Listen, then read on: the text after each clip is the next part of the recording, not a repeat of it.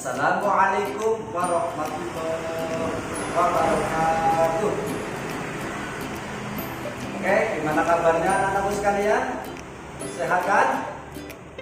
Nah, kesempatan pada siang hari ini Pak Guru akan belajar bersama dengan kalian, yaitu tentang tema 1, subtema 4, KD 3.4 dan 4.4, yaitu tentang perkembangbiakan tumbuhan. Apa ulangi lagi? Kita akan bahas bersama tentang perkembangbiakan tumbuhan. Nah, teman sekalian, apakah kalian tahu bagaimana cara tumbuhan berkembang biak? Halo, Pak diam semua ya. Oke, kalau kalian belum tahu, Pak Guru akan menjelaskan dengan detail, dengan jelas, dengan syarat kalian mengikuti apa yang Pak Guru ajarkan. Tapi, jangan lupa dukung Pak Guru dulu, yaitu like atau tanda jempol, subscribe, kasih komentar, dan tekan tanda lonceng ke Mimaro biar Pak Guru nanti tambah viral, tambah terkenal. Oke, semoga bermanfaat. Oke, Pak Guru akan menjelaskan itu tentang cara perkembangbiakan tumbuhan. Tumbuhan itu siapa? Tumbuhan itu adalah seperti kita, makhluk hidup, tapi tumbuhan ya cara bahasanya bintang macam-macam. Pak Guru sudah membuat bagan di sini, yaitu secara alami pada dasarnya itu tumbuhan itu mengalami perkembangbiakan dua cara.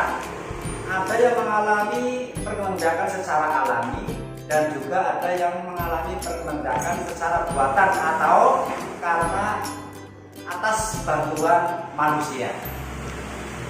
Ya, yang pertama yaitu perkembangbiakan tumbuhan itu bisa dengan bijinya, yang kedua bisa dengan tunas, dan yang ketiga bisa dengan umbi, dan yang keempat bisa dengan spora.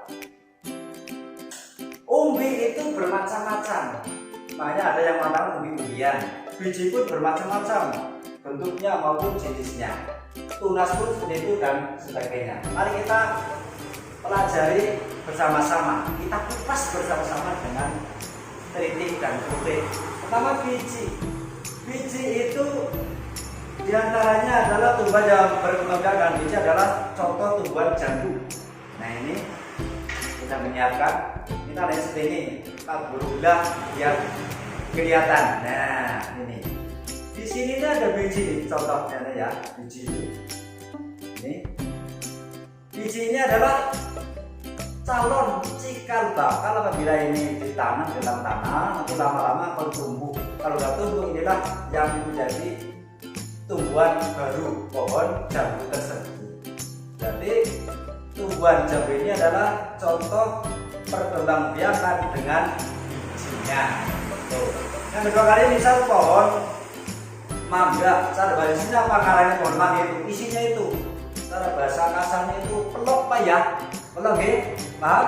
Oh ya, pelok itu kan nama nanti di dalam tanah tumbuh itu dari cikal bakal bijinya. Oke, yang kedua, setelah biji sudah paham ya? Sudah paham ya anak-anak sekalian? Ya, kita beralih ke tumbuhan yang berkembang biak dengan tunas. Dengan tunas itu apa itu? Tunas itu bertempat di atas pohon sendiri, tumbuhan itu. Pucuk ya. Contoh di sini tumbuhan yang berkembang biak tunas adalah pohon pisang, pohon bambu, apalagi pohon kelapa, ya bukan? Ayo. Ya, yang jelas ini dua dulu, pohon pisang, pohon bambu. Pohon pisang ini apabila kita cermati lama-lama, kalau kan pertama nanti otomatis kalau sudah berkembang biak pasti tumbuhnya itu tidak jauh dari induknya, kecuali kalau kita ambil, kita gali beserta akarnya, kita pindah bisa jauh dari pohon induknya. Tapi kalau secara alami tumbuh sendiri pasti itu tumbuh tumbuhnya tidak jauh dari induk pohon pisang tersebut. Juga bambu. Bambu itu kadang nenek moyang orang tua kita zaman dulu sering memakannya. Namanya kuat, tapi yang masih muda yaitu bung. Salah zaman dulu ngarennya bung ya, bukan bung hatta, tapi bung. Itu yang masih kecil, banyak lumpur sih mereka gatel itu ya, ditumbuk, kita kupas, rajang-rajang, kasih santan, mas rasanya jadi nikmat sekali. Di toko supermarket nggak ada. Ya, ini perkembangannya dengan tunas diantaranya. Terus sekarang ke umbi-umbian atau umbi. Umbi siapa itu? Umbi adalah akar yang di dalam tanah tapi menggembung, membesar, bisa agak bulat, bisa memanjang, tapi yang penting membesar akar tersebut. Umbi. Umbi di sini bermacam-macam. Ada umbi lapis, ada umbi batang, ada umbi akar. Nah, sekarang kita bahas yang intinya pertama tumbuhan yang berkembang biak dengan umbi. Contohnya adalah singkong. Ini apa adik-adik? Singkong. Pernah makan singkong enggak? Oh, teman-teman pernah. Apalagi kita hidupnya tanggung, tidak di kota, tidak di desa, tapi agak ke pinggiran sedikit, sehingga ada singkong. Ya, singkong ini adalah termasuk contoh tumbuhan yang berkembang biaknya dengan akar. Akar apa tadi? Singkong ini berkembang biaknya dengan akar. Dengan akar. Ayo. Dengan umbi akar. Singkong termasuk berkembang biak dengan umbi akar. Nah, kalau ini termasuk. Nah, kalau ini apa namanya anak-anak dulu sekalian? Nah, ini adalah cara Jawanya ketelap. Kalau di daerahmu apa namanya? Nah, kalau ini bukan, ini lain dengan singkong. Kalau ini perkembangannya dengan umbi batangnya, termasuk kentang. Itu kentang lain dengan singkong ya. Kalau kentang kita ini perkembangannya dengan umbi batang, kalau singkong umbi akar. Nah, kalau ini apa ini? Nah, lagi nih, ini setiap rumah tangga pasti rumah di dapur, di rumah kalian pasti sing paham lebih itu mama ibu ya. Ini apa namanya? Bawang merah. Ini adalah salah satu tumbuhan atau bahan bumbu-bumbu yang untuk memasak, pelezat makanan, jadi enak. Nah, ini termasuk juga umbi-umbian. Ini perkembangannya dengan umbi apa? Dengan umbi lapis. Nah, ini kan kayak lapis, bisa diambil lagi siung-siung seperti ini dulu.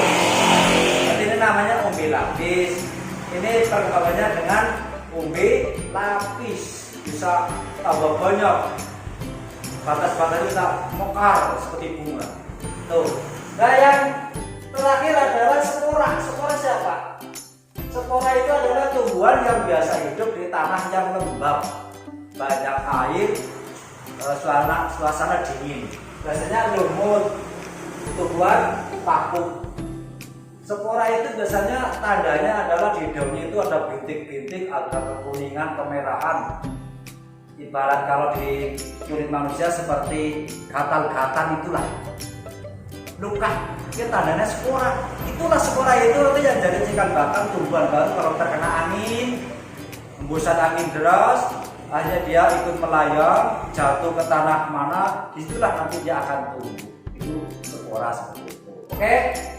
Oleh yang perkembangan cuma secara buatan, contohnya adalah atau bantuan manusia, misalnya pencangkokan. Mungkin bapak kalian atau pak guru kalian atau pak guru sendiri pernah mencangkok ya. Cari batang yang bagus, yang kira-kira subur, kita korek ya, kira-kira 5 cm atau 10 cm, bersihkan sampai lendirnya bersih ya. Kita setelah itu bersih, kita ambil tanah yang sudah kita basahi, campur dengan bumbu kacang sedikit ya, biar lengket. Kita tutup dengan misal sabut kelapa atau kapas, tapi kita tali setiap pagi dan sore kita siram atau semprot, nanti setelah 1 bulan atau 2 bulan insya Allah akan tumbuh akar.